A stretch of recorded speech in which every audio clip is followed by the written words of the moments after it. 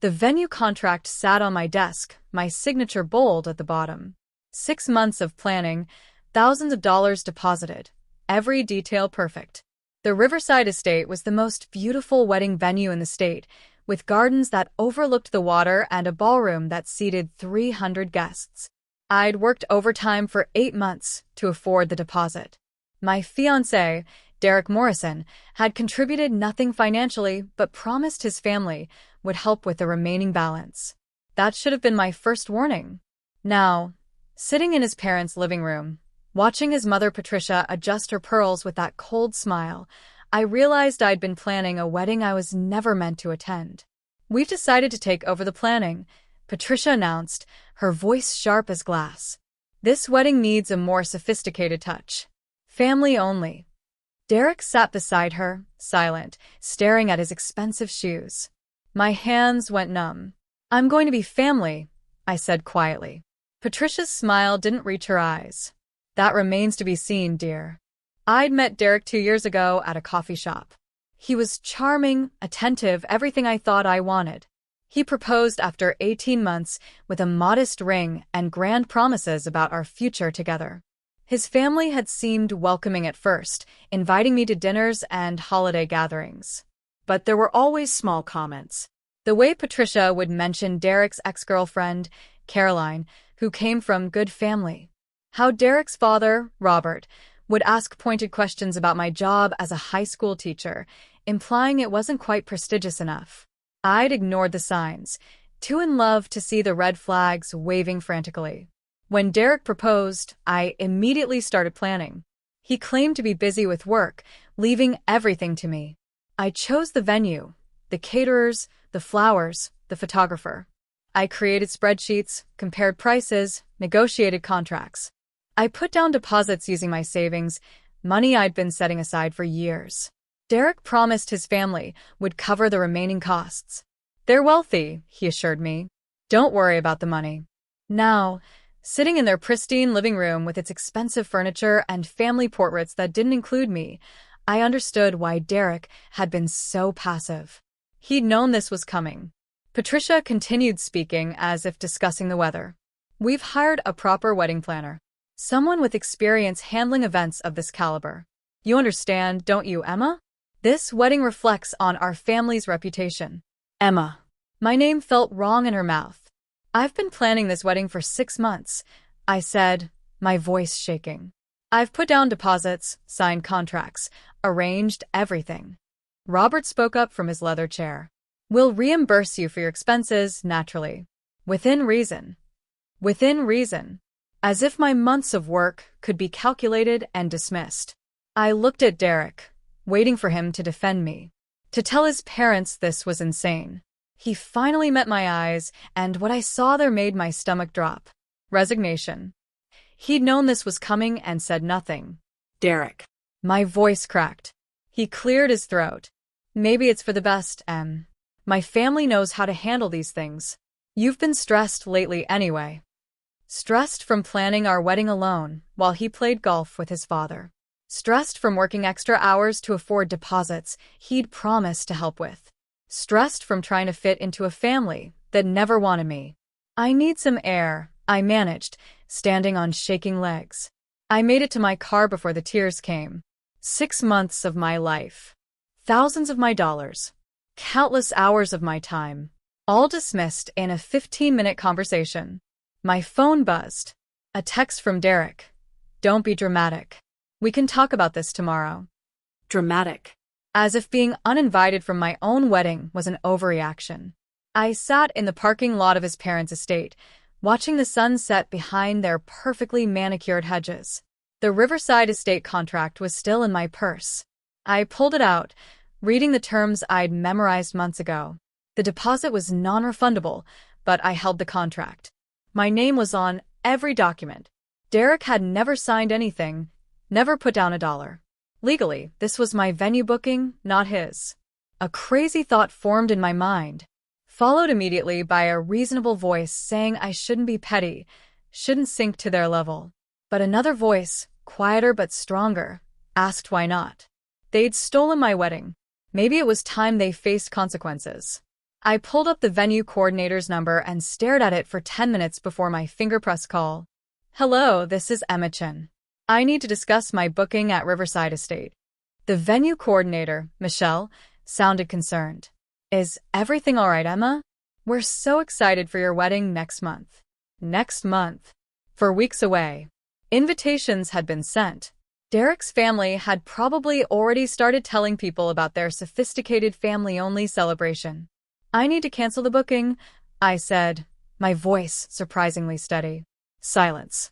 Then, Emma, the deposit is non-refundable.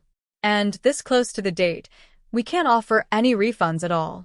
You'd lose everything you've put down. I understand. Can I ask why? Is there something we can fix? How could she fix a fiancé's family that saw me as an embarrassment? How could she fix the man I loved sitting silent while his mother dismantled my dreams? Personal reasons, I said. I'll come by tomorrow to sign the cancellation paperwork. After we hung up, my phone immediately rang. Derek. I watched it buzz, then sent him to voicemail. It rang again. Again. On the 5th call, I answered. What? Michelle just called my mother, Derek said, his voice tight with anger. She said you're trying to cancel the venue. Tell me that's not true. So his family was already interfering, already had their name attached to my booking. It's my venue, Derek. My contract. My money. Don't be ridiculous. This affects both of us. Derek's voice rose. You're being petty and vindictive. My family was trying to help you. The wedding was getting too complicated, and you were obviously overwhelmed. I was overwhelmed because I was doing everything alone while you played golf. That's not fair. Your mother uninvited me from my own wedding. I shouted into the phone. How is canceling the venue petty when I'm not even invited anymore? Silence. Then, quietly, you're still invited. Just not to the planning process. That's not how this works, Derek. Either we're getting married together, or we're not getting married at all. So you're going to ruin everything because your feelings are hurt? His tone was condescending, like I was a child throwing a tantrum. You're going to lose all that money just to spite my family? Maybe I will. I hung up. My hands were shaking so badly, I could barely hold the phone. Part of me expected to feel regret immediately. Instead, I felt something else. Power. For 6 months, I'd bent myself into shapes that didn't fit, trying to please Derek and his family. I'd smiled through Patricia's backhanded compliments. I'd ignored Robert's pointed questions about my background. I'd accepted Derek's passivity as him being easygoing, rather than seeing it for what it was. Cowardice. Now I'd made a decision purely for myself. And it felt terrifying and exhilarating in equal measure. The next morning, my mother called. Derek's mother phoned me, she said, without preamble. She says you're canceling the venue out of spite. Of course Patricia had called her, trying to rally support, to paint me as the unreasonable one. She uninvited me from the wedding, Mom. The wedding I planned and paid for. My mother was quiet for a moment. Tell me everything. I did. 6 months of planning alone. Derek's promises that his family would help financially. The meeting where Patricia announced I was too unsophisticated to plan a proper society wedding. Derek's silence through it all. When I finished, my mother sighed heavily. Do you still want to marry him? The question stopped me cold. In all the chaos and anger, I hadn't asked myself that fundamental question. I don't know, I admitted. Then you have your answer, Mom said gently. You can't marry someone you're not sure about. Especially not someone who lets his family treat you this way. Tears burned my eyes. I put down $8,000 on that venue. I'll lose everything. Money can be earned back. Self-respect can't.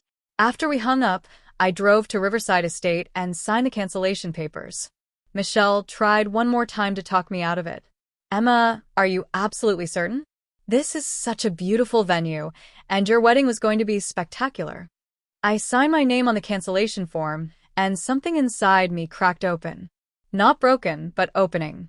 Like I'd been holding my breath for months and finally exhaled. I'm certain, I told Michelle. She processed the paperwork with sympathetic efficiency. For what it's worth, I've seen a lot of weddings fall apart. The ones that survive are between partners who face problems together. If your fiancé isn't standing beside you now, he won't stand beside you later. I drove home in a daze. My phone exploded with messages. Derek, pleading and angry by turns. Patricia, coldly furious. Robert, demanding I reconsider and calling me irresponsible. And then, unexpectedly, a text from an unknown number. This is Derek's cousin Sophie. We met at the engagement party. Can we meet for coffee? There's something you should know about the Morrison family. I stared at that message for 5 minutes. Sophie had been quiet at the engagement party, barely speaking. I remembered her as a woman in her 30s with kind eyes who'd seemed uncomfortable with Patricia's grand pronouncements. Okay, I typed back. When and where? We agreed to meet that afternoon at a cafe across town. I spent the intervening hours fielding angry calls from Derek, which I eventually stopped answering. Patricia left a voicemail calling me ungrateful and selfish. Only my mother and my best friend Lisa offered support. You did the right thing, Lisa told me over the phone. That family was toxic. Sophie was waiting when I arrived, sitting in a corner booth with 2 coffees already ordered. She stood when she saw me, her smile nervous. Thank you for meeting me. I wasn't sure you would. We sat, and Sophie pushed 1 coffee toward me. I need to tell you something about Derek and his family. Something I wish someone had told Caroline before her engagement fell apart. Caroline. Derek's ex-girlfriend, the one Patricia constantly mentioned. What happened with Caroline? I asked. Sophie wrapped her hands around her coffee cup. Caroline was my college roommate. That's how she met Derek 3 years ago. They got engaged after a year, and the same thing happened. Patricia and Robert took over the wedding planning, pushed Caroline out of every decision, then ultimately told her she wasn't suitable for the family. My stomach dropped. They called off the engagement? Caroline did. After they demanded she sign a prenup that would have left her with nothing if the marriage ended. But the pattern started exactly like yours. Gradual exclusion, subtle insults, then outright dismissal. I processed this information slowly. Derek never mentioned any of this. He wouldn't. Derek does whatever his parents want. He's financially dependent on them, has been his whole life. His job at his father's company is basically an allowance. The pieces clicked together with sickening clarity. Derek's vague job description. His expensive lifestyle despite never seeming to work much. His desperation to please his parents. Why are you telling me this? I asked Sophie. She met my eyes. Because Caroline almost married into this family, and it destroyed her self-esteem. She's still in therapy 3 years later. Sophie pulled out her phone and showed me photos. Derek and Caroline at family events, Caroline looking progressively more uncomfortable and smaller in each picture. Patricia does this with every woman Derek dates. She finds reasons they're not good enough. Not rich enough, not connected enough, not sophisticated enough. Derek goes along with it because he's terrified of losing his trust fund. Trust fund. Sophie nodded. Robert controls Derek's inheritance. Keeps him dependent. Derek won't stand up to them because he's worried about money. Everything made horrifying sense. So, when Derek said his family would help pay for the wedding, he was lying. They wouldn't have paid a cent. They never do. Caroline lost $12,000 on her wedding deposits before she figured it out. I felt sick. Why didn't Derek just tell me his parents wouldn't approve? Why string me along? Because he's weak, Sophie said bluntly. He likes having a girlfriend, likes the appearance of being in love. But when it comes to actually defending his partner against his family, he crumbles every time. My phone buzzed. Another text from Derek. We need to talk. Come to my apartment tonight. Sophie saw my expression. He's probably going to try to blame you for everything. Make you feel guilty for canceling the venue. It's what he did to Caroline. Did Caroline take him back? Almost. Then she found out something that changed everything. Sophie hesitated. Derek has massive debts. Gambling debts. I stared at Sophie. Gambling debts? Derek doesn't gamble. Online poker. Sports betting. He's lost over $40,000 in the past 2 years. His parents have been covering it, but they use it as leverage. It's how they control him. My head spun. The man I thought I knew was a complete stranger. How do you know all this?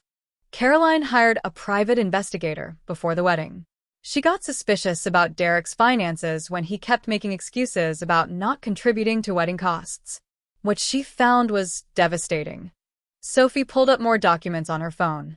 Bank statements showing massive debts. Screenshots of betting accounts.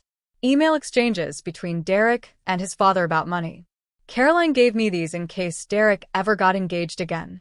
She wanted the next woman to have the information she wished she'd had earlier. I felt like I'd been punched. Why didn't she warn me herself? She tried. She sent you a Facebook message 6 months ago. Derek probably saw it first and deleted it. I remembered Derek being weird about my phone around that time, suddenly interested in my social media passwords for security purposes. How much had he been hiding? I need to confront him, I said, standing up. Sophie grabbed my arm. Wait. There's one more thing. Derek's been cheating. On you, on Caroline, on every girlfriend. Usually with women he meets through his online gambling circles. I sat back down heavily. Cheating? Sophie showed me more evidence. Photos of Derek with other women. Messages between him and someone named Tiffany, discussing their relationship. Dates that corresponded with times Derek claimed to be working late or traveling for business. I'm so sorry, Sophie said. I know this is overwhelming. Overwhelming didn't cover it. My entire relationship was built on lies. The man I'd loved, the future I'd imagined. None of it was real. Why is his family protecting him if they know about all this? Because to them, appearances matter more than truth. As long as Derek looks successful and marriageable, they don't care what he actually does. They just need him to marry someone who makes the family look good. Then why exclude me from the wedding planning? Because you weren't controllable.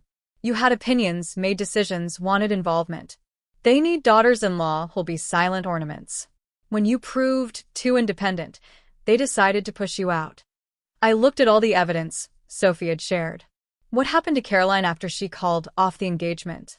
She moved to Seattle, started over, and she's happy now. Engaged to someone who actually respects her. She wanted me to tell you that walking away was the hardest and best thing she ever did. My phone rang. Derek again. This time I answered. We need to talk, I said. I met Derek at his apartment, armed with everything Sophie had told me.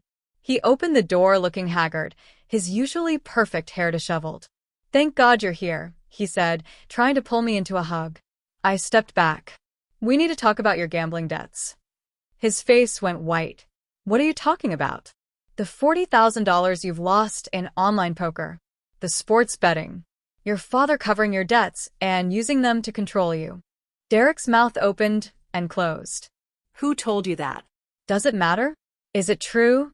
He ran his hand through his hair, a gesture I used to find endearing. Now it just looked weak. It's complicated. Uncomplicated. He sank onto his couch. I had some financial troubles.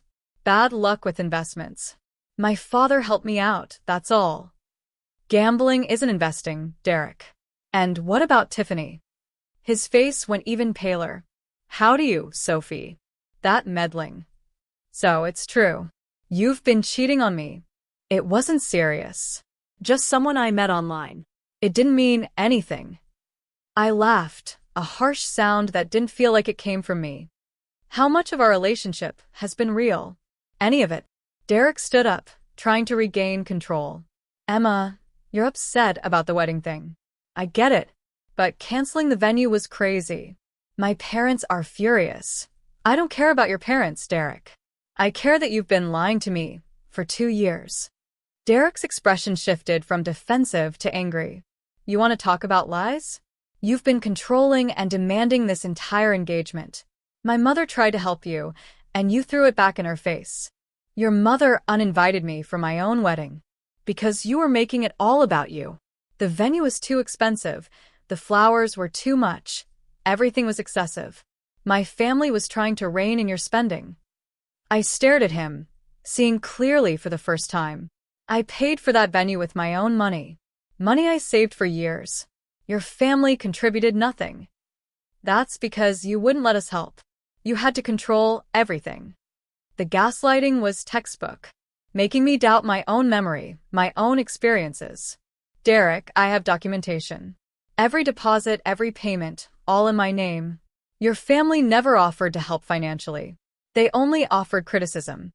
He changed tactics, his voice softening.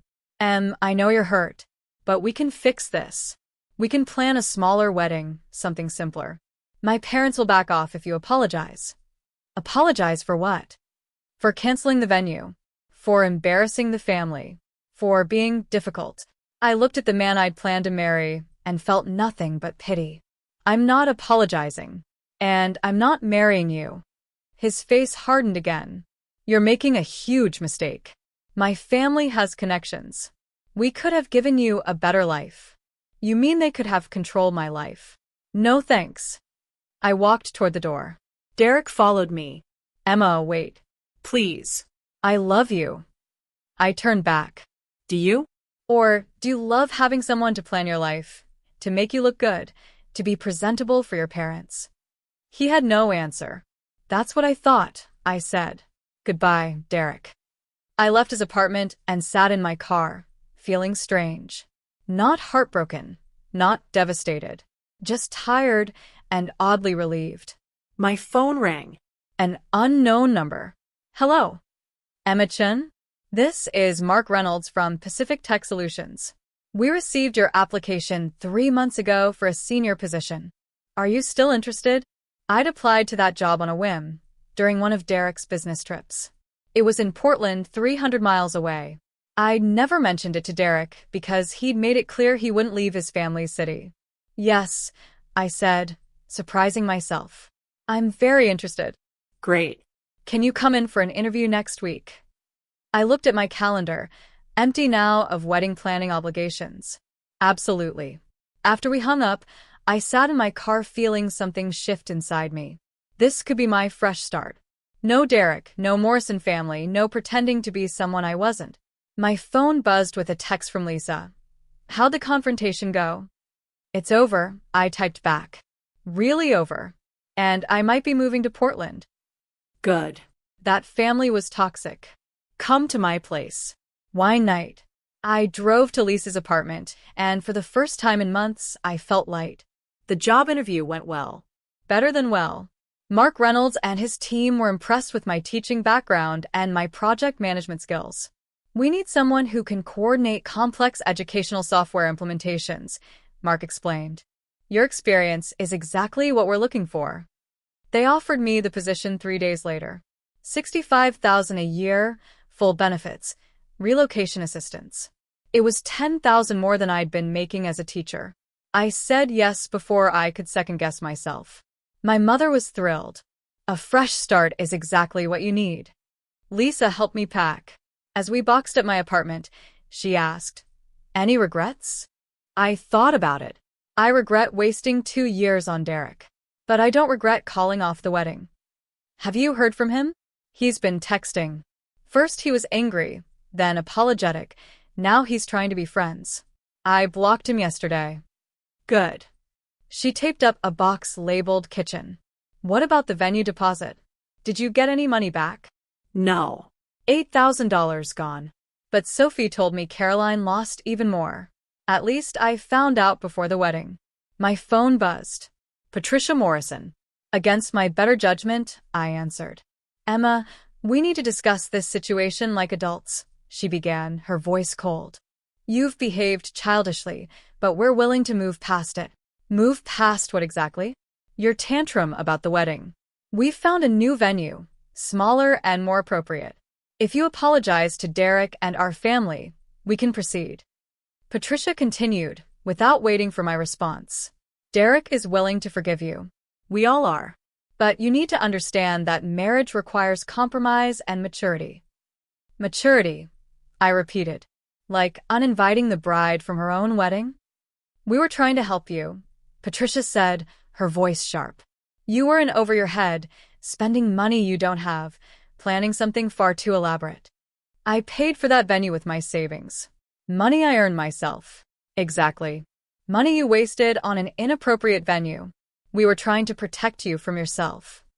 The gaslighting was extraordinary. Patricia, I'm not marrying Derek. We're done. Silence. Then, icily, you're making a terrible mistake. Our family has connections. Derek could have opened doors for you. I don't need your doors. I got a job in Portland. I'm moving in 2 weeks. Portland. She said it like I'd announced I was moving to Mars. Running away won't solve your problems, Emma. I'm not running away. I'm running toward something better. I hung up before she could respond. Lisa had been listening, giving me thumbs up. You're my hero, she said, standing up to that woman. She called me childish for canceling my own wedding after they uninvited me. The audacity. My phone rang again. This time it was Derek. I let it go to voicemail. He left a message I listened to on speaker so Lisa could hear. My mother just called. You can't move to Portland. That's crazy. We can work this out. I'll stand up to my family more. I promise. Just don't leave. Too little too late. Derek called 17 more times that week. I blocked him after the 5th voicemail. His family tried different tactics. Robert called my mother, trying to convince her I was making a mistake. My mother told him politely where he could stick his opinions. Patricia reached out to my former colleagues, telling people I'd had a breakdown and made irrational decisions. I didn't care anymore. Their desperation was confirmation I'd made the right choice. Sophie texted, "Heard you're moving. Good for you. Caroline wants to buy you dinner when you get to Portland. She lives there now." "I'd love that," I replied. Moving day arrived faster than expected. As I loaded the last box into the rental truck, my landlord mentioned something strange. "Your fiancé came by yesterday. Asked for your new address." I didn't give it to him, obviously. My blood ran cold. "What time?" "Late. Around 9 at night." He seemed upset. I called Lisa immediately. "Derek knows I'm moving. He's trying to find my new address." "That's stalker behavior. Have you told your new job about this?" "I will. I'm documenting everything just in case." The drive to Portland took 6 hours. I spent most of it reflecting on the past 2 years. How had I missed so many red flags? Derek's passivity, his family's controlling behavior, his financial secrecy. Love made people blind. Or maybe I'd wanted so badly to believe in the fairy tale that I'd ignored reality. My new apartment was small but mine. No memories of Derek, no expectations to meet. My first week at Pacific Tech Solutions was incredible. My coworkers were welcoming, the work was challenging, and Mark Reynolds turned out to be a supportive boss who actually valued my input. "You're doing great," he told me after my 3rd day. "We made the right choice hiring you." For the first time in years, I felt seen and valued for my actual contributions rather than how well I performed the role of appropriate girlfriend. Then, on Friday evening, Derek showed up at my new apartment. I don't know how he found my address, but there he was, standing in the parking lot looking disheveled and desperate. "Emma, please. We need to talk." I stayed by the door, hand on my phone. "How did you find me? Does it matter?" "I drove 6 hours to see you. That should tell you how much I care." "It tells me you don't respect boundaries." He moved closer. "I made mistakes. I see that now. My family was wrong to exclude you from the planning. I was wrong to let them. But I love you, Em. Doesn't that count for something? You let your family uninvite me from my own wedding. You've been gambling away money while I paid for everything. You cheated on me. What part of that says love?" "I can change. I'll cut my parents off, get therapy for the gambling. I'll prove I can be the man you need."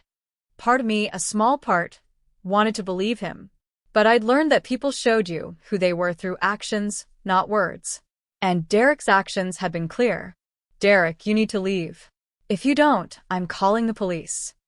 His face twisted with frustration.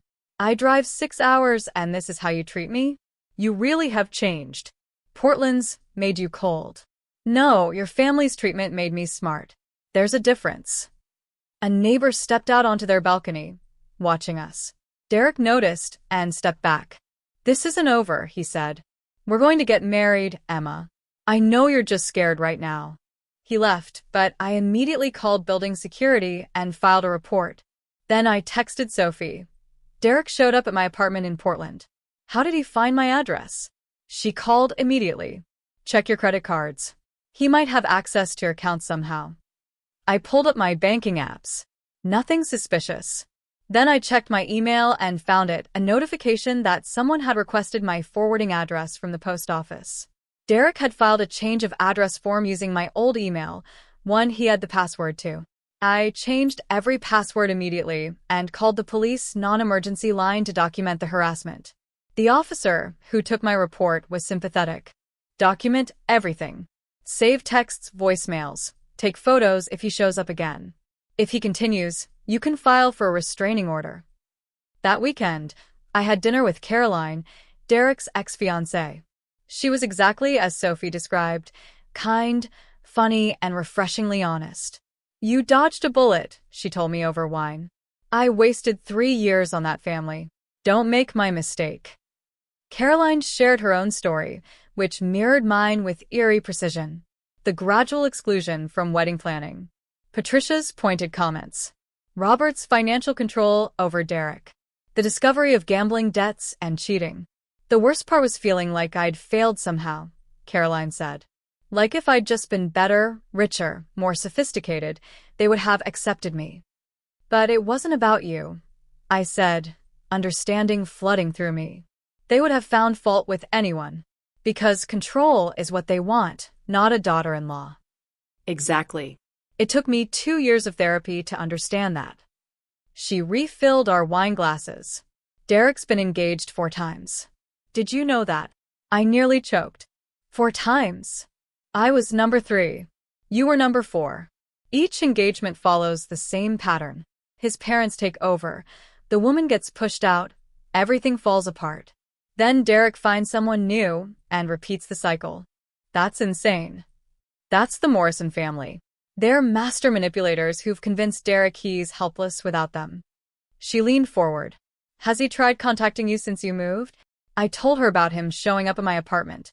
Caroline's expression darkened. He did the same thing to me. Showed up at my work, my home, my parents' house. I had to get a restraining order. I'm documenting everything. Good. Because Derek doesn't handle rejection well. Neither does his family. She wasn't wrong. Over the next 2 weeks, I received flowers at work. Anonymous gifts left at my apartment door. Messages from unknown numbers. All from Derek, trying to win me back or guilt me into responding. I saved everything and added it to my harassment documentation. My new life in Portland was flourishing despite Derek's harassment. Work was going well. I'd made friends with coworkers, and I'd started taking art classes I'd always wanted to try. Lisa visited for a weekend, marveling at my transformation. You look happier, she said. More like yourself. I feel like myself for the first time in years. We were having coffee when my phone rang. Sophie. Emma, I need to warn you about something. Derek's family is planning something. My stomach dropped. What kind of something? Patricia's been calling people, spreading rumors that you had a mental breakdown. That you sabotaged the wedding because you were unstable. She's trying to destroy your reputation. Why?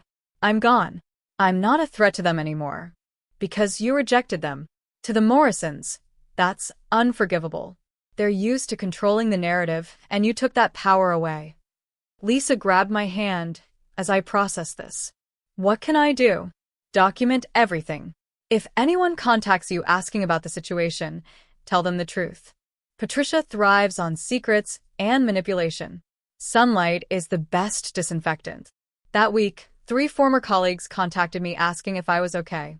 Patricia had reached out to them claiming concern about my mental health. I told each one the truth. Derek's family had tried to take over my wedding.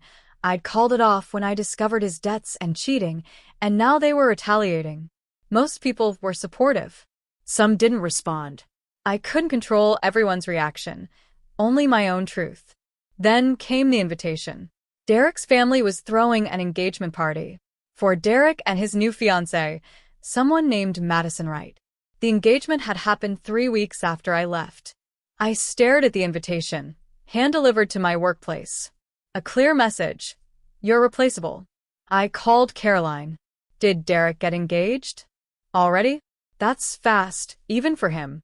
Number 5. She sighed. Madison, right. I know that family. Old money, very connected. Patricia finally got the daughter-in-law she wanted. They invited me to the engagement party. That's a power move. They want you to see that Derek's moved on, that you made a mistake leaving. Don't go. But something in me wanted closure. Wanted to face them one final time from a position of strength rather than heartbreak. What if I do go? Caroline was quiet for a moment. Then go for yourself, not for them. Go knowing you're the one who got away, not the one who was rejected.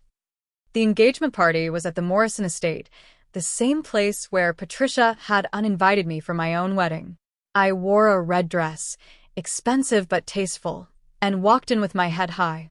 The room fell silent when I entered. Derek stood with Madison, a petite blonde who looked young and overwhelmed. Patricia's face went white with rage, but social propriety kept her from making a scene. I walked straight to Derek and Madison. Congratulations, I said, my voice clear and steady. Madison smiled nervously. Thank you. You must be Emma. Derek told me you two dated briefly. Briefly. 2 years reduced to briefly. I smiled at Madison, seeing my younger self in her eager-to-please expression. Derek and I were engaged actually. For 6 months. Madison's smile faltered. She glanced at Derek, who looked like he wanted to disappear. Engaged. He didn't mention that? We were supposed to get married last month. At Riverside Estate. Beautiful venue. But his family had other ideas about who should plan the wedding. I kept my tone conversational, friendly even. Patricia materialized at my elbow. Emma, how unexpected to see you here. We weren't sure you'd received the invitation. Oh, I received it. I wanted to offer my congratulations in person, and to give Madison some advice, if she's interested. Madison looked between me and Derek, confusion clear on her face. What advice? Get everything in writing. Financial agreements, wedding plans, all of it. And maybe ask Derek about his gambling habits and his relationship with someone named Tiffany. Just to be sure you're starting with full transparency. Derek's face went purple. That's enough, Emma. Is it? I turned to him. Because Madison deserves to know what she's getting into. Just like I wish Caroline had warned me. Or the women before her. The room had gone completely silent. Patricia grabbed my arm, her fingers digging in painfully. You need to leave. Now. I pulled away gently. I'm leaving. But Madison, if you ever need to talk to someone who's been there, Sophie has my number. I walked out with my head high, feeling lighter than I had in months. The confrontation rippled through Derek's social circle. Sophie called me the next day, laughing. Madison broke off the engagement. Derek's furious, Patricia's having a meltdown, and Robert's threatening legal action. Legal action for what? Telling the truth. They're claiming defamation. But they won't actually sue, because that would require proving what you said was false. Which it isn't. I'd expected to feel guilty for potentially ruining Derek's engagement. Instead, I felt like I'd saved Madison from the same trap I'd fallen into. 2 weeks later, I received a letter from Madison. She'd hired a private investigator, just like Caroline had. She discovered not just the gambling debts and cheating, but also that Derek had been engaged to her while still texting me trying to reconcile. Thank you for warning me, she wrote. I thought I was crazy for having doubts. Your honesty gave me permission to trust my instincts. I've moved on, and I'm grateful you spoke up. I pinned her letter to my refrigerator as a reminder that speaking truth, even when it's uncomfortable, matters. Derek sent one final message through Sophie. I hope you're happy. You've ruined my life. Sophie forwarded it with her own message. I told him you didn't ruin his life, his own choices did. He blocked me after that. Good. Let him surround himself with people who enabled his behavior. I was done being responsible for his growth. At work, I got promoted to team leader after 6 months. Mark called me into his office with good news. We're expanding the education division, and we want you to head it up. $20,000 raise, your own team, full autonomy. I accepted immediately. That evening, I sat on my balcony overlooking Portland, drinking wine and reflecting on the past year. I'd lost $8,000, 2 years of my life, and a relationship I'd thought was my future. But I'd gained something more valuable, myself. My mother visited for Thanksgiving, marveling at my apartment and my new life. "You've blossomed," she said, hugging me tight. "I was worried after the breakup, but you're stronger than ever." I had to be. Derek and his family would have consumed me otherwise. She set down her teacup. "I need to tell you something. Patricia called me last month. She wanted to know if you'd consider reconciling with Derek. Apparently Madison wasn't the only engagement that fell through. There have been 2 more since you left." "2 more?" "Derek keeps proposing quickly, his family takes over. The women discover the truth and leave. The pattern keeps repeating." I shook my head. "That's sad. But it's not my problem anymore." No, it's not. "I told Patricia that you'd moved on, and she should encourage Derek to get therapy instead of finding new women to control." I laughed. "How did she take that?"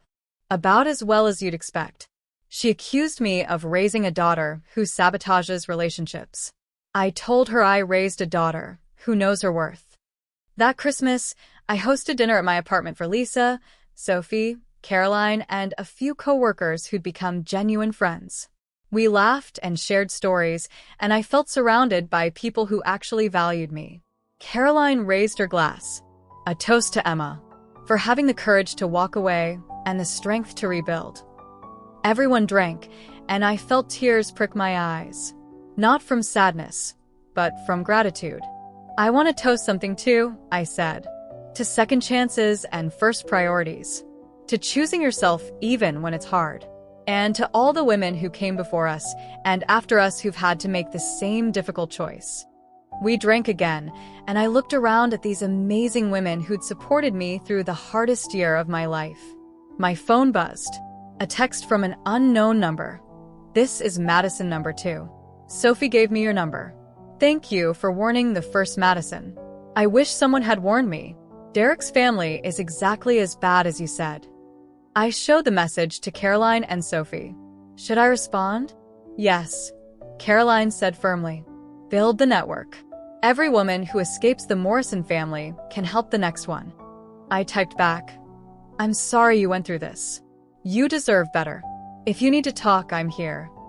That's what Derek and his family never understood. They thought by controlling and dismissing women, they held all the power. But the women they'd hurt had built something stronger. A network of support, truth, and solidarity. Derek was still out there, probably already dating someone new, following the same toxic pattern. But now there were women watching, ready to share truth when it mattered. Patricia's reputation in her social circle had taken hits she couldn't manipulate away. Robert's business had lost clients who'd heard about their family dynamics. Actions had consequences, even for people used to avoiding them. As for me, I was exactly where I needed to be. Single, successful, surrounded by genuine friends, and finally free. The wedding I'd planned never happened. The venue I'd lost money on was just a building. But the life I'd built afterward, the strength I'd discovered, the self-respect I'd reclaimed, that was worth every penny, every tear, every difficult choice. If you're reading this and you're in a relationship where you feel small, controlled, or dismissed, I want you to know something. You deserve better. You deserve a partner who defends you, who values your input, who stands beside you even when it's uncomfortable. Don't let anyone, family or partner, convince you that your instincts are wrong or that you're being dramatic. If something feels wrong, it probably is. Trust yourself enough to walk away. Yes, it will hurt. Yes, you might lose money, time, plans you'd made. But you'll gain something infinitely more valuable. Yourself. The real you, not the version you've been performing to keep the peace. I canceled the venue they couldn't afford and ended up canceling a future that would have destroyed me. Best decision I ever made. Sometimes the greatest act of love is loving yourself enough to leave. And sometimes burning it all down is the only way to see clearly enough to rebuild. Subscribe if this story resonated with you. Share it with someone who needs to hear that walking away is sometimes the bravest thing you can do. Because your worth isn't determined by who wants you. It's determined by who you choose to be when you're finally free to choose yourself.